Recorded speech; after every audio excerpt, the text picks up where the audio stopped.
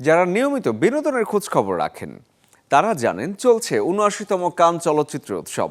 ফ্রান্সের সাগর পাড়ের শহর কানে আয়োজিত এই উৎসবে আছেন সহকর্মী শাহরিন জেবিন। তার কাছ থেকে জানবো সপ্তম দিনের আয়োজনের আদ্যপান্ত।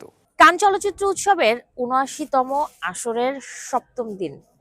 এই দিনটাতে আলোচনায় আছে কোরিয়ান মুভি হোপ। এই ছবির গল্পটা এরকম যে একটা প্রত্যন্ত গ্রাম, যে গ্রামের নামই হোপ হারবার, সেই গ্রামে হুট করে একটা গুজব ছড়িয়ে পড়ে যে বাঘ আসছে। তো বাঘ আসছে বলে সেখানকার পুলিশ প্রধানকে সতর্ক করা হয়। এরপরে বিভিন্ন রকমের কথাবার্তা চারিদিকে ছড়িয়ে পড়ে, আর সেখান থেকে গ্রামের মানুষজন কিছু রহস্যময় পরিস্থিতির শিকার হন। সেই রহস্যময় পরিস্থিতি ঘিরেই সিনেমার গল্প এগিয়েছে। কোরিয়ান এই মুভিটা আলোচনায় এসেছে, দর্শকরা দেখে খুব ভালো বলছে। এখানকার জার্নালিস্টদের সাথে আমি কথা বলেছি, তারাও বলছেন সিনেমাটা দারুণ হয়েছে এবং এই সিনেমাটা নাকি মূল প্রতিযোগিতা বিভাগে লড়ছে এবং প্রতিদ্বন্দ্বিতাকে আরো বেশি জোরদার করে ফেলেছে। আর একটা বিষয় যে এবারে কিন্তু জুরি বোর্ডের যিনি প্রধান, তিনি কিন্তু কোরিয়ান নির্মাতা, প্রযোজক, চিত্রনাট্যকার পার্ক চ্যাং ওক।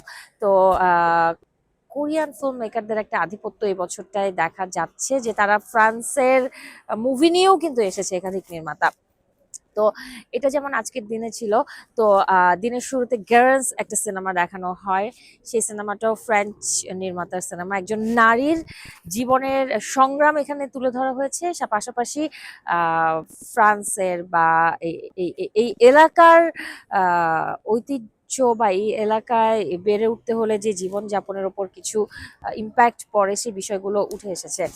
তো এর পাশাপাশি আজকের দিনে মূল প্রতিযোগিতা বিভাগে তিনটে সিনেমা দেখানো হয়, আছে দেখানোর তালিকায়। আবার আসার তেরিগাত বিভাগে দুটো সিনেমা দেখানো সহ আরো একাধিক মুভি বিভিন্ন ক্যাটাগরিতে দেখানো হচ্ছে। আর যদি একটা বিষয় বলে রাখি আপনাদেরকে, যে আজকে একটা প্রেস কনফারেন্স হবে। যে প্রেস কনফারেন্সটার বিষয়বস্তুটা এরকম, মানে আমি যখন কথা বলছি ঠিক তখনই আসলে প্রেস কনফারেন্সটা হচ্ছে। তো বিষয়বস্তুটা এরকম যে ফান্ড রাইজিং বিষয়, তহবিল সংগ্রহের বিষয়ে একটা প্রেস কনফারেন্স, যেখানে একটা এজেন্ডা সম্পর্কে আমি জানি যে যে তারকারা ব্যান হয়ে যায় হলিউডে, কারণ গাজা ইসরায়েল ইস্যুতে, বিভিন্ন যুদ্ধ ইস্যুতে বা মানবতার খাতিরে দেখা গেছে যে ভৌগোলিক রাজনৈতিক মতাদর্শ থাকে বিভিন্ন মানুষের। বাট হলিউড তারকারা কিন্তু, আমি এর আগেও জানিয়েছি, যে স্ট্যান্ড বাই থাকে মানবতার পক্ষে। তো সেটা করতে গিয়ে যখন পেশাদারিত্বে আঘাত পড়ে বা পেশাদার জীবনে তাদের হুমকির মুখে পড়ে যায়, সেই জায়গাতে যেন তারা সিনেমা পাবে না, কাজ পাবে না। তো তারা আসলে, তারকারা কিভাবে চলবে, তাদের জীবন যাপন করবে, জীবিকা নির্বাহ করবে, সেজন্য কিন্তু ফান্ড রাইজিং এর একটা উদ্যোগ নেওয়া হচ্ছে বা নিতে চাচ্ছে, এরকম একটা প্রেস মিটের এজেন্ডা আছে। তো এই সব কিছু মিলিয়ে আমার কাছে আজকের দিনের তথ্য ছিল। আর আমি বলতে চাই যে বিনোদন আর লাইফস্টাইলের সব রকমের আপডেট জানতে অবশ্যই যুক্ত থাকুন চ্যানেল 24 এর সাথে, চ্যানেল 24 এন্টারটেনমেন্ট ও লাইফস্টাইলের ফেসবুক পেজ এবং ইউটিউব চ্যানেলের সাথে।